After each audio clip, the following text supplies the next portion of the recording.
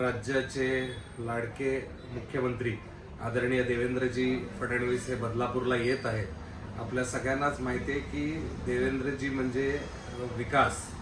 आणि मला अजून आठवतंय ज्या वेळेस पायलटचं प्रशिक्षण घेण्यासाठी जी ग्राउंड स्कूल असते ती घेण्यासाठी मी जुहूला जायचो, तेव्हा आम्ही जेव्हा सांगायचो की आम्ही बदलापूरवरनं आलो, त्यावेळेस आम्हाला चिडवलं जायचं की बदलापूर म्हणजे तुम्ही खेडेगावातून आले। परंतु 15 वर्षात जी डेव्हलपमेंट झाली आहे आणि आज बदलापूरला MMR रिजन मधला एक फास्टेस्ट डेव्हलपिंग सिटी म्हणून ओळख जी निर्माण झाली ती आदरणीय देवेंद्रजी फडणवीस यांच्यामुळे।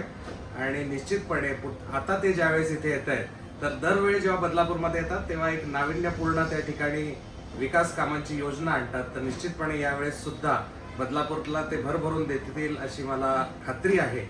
आणि राष्ट्रवादी काँग्रेस पार्टी आणि भारतीय जनता पार्टी ही या निवडणुकीला सामोरं जात आहे। आणि आपल्या सगळ्यांनाच माहिती आहे बदलापूर एक सांस्कृतिक शहर आहे आणि ही बदलापूरची सांस्कृतिक शहराची ओळख अजून भक्कम करण्यासाठी बदलापूर शहरातले सगळेच नागरिक हे तरुण सुशिक्षित आणि चांगल्या घरच्या उमेदवारांना त्या ठिकाणी निवडून देतील।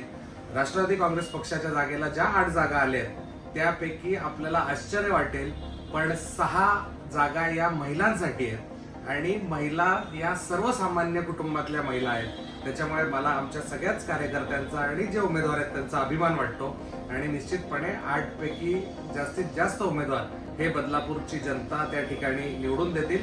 त्याचप्रमाणे भारतीय जनता पार्टीचा नगराध्यक्ष पदाच्या उमेदवार या रुचिताताई राजन घोरपडे आहेत, त्यांना सुद्धा बदलापूरची सुज्ञ जनता ही मोठ्या फरकाने निवडून देईल।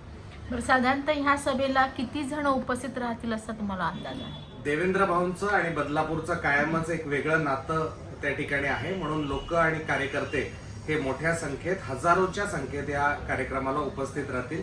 जेव्हापासून कळलंय की आदरणीय मुख्यमंत्री हे बदलापूरला येणार आहेत तेव्हापासूनच उत्साहाचं वातावरण हे संपूर्ण बदलापूर शहराच्या जनतेमध्ये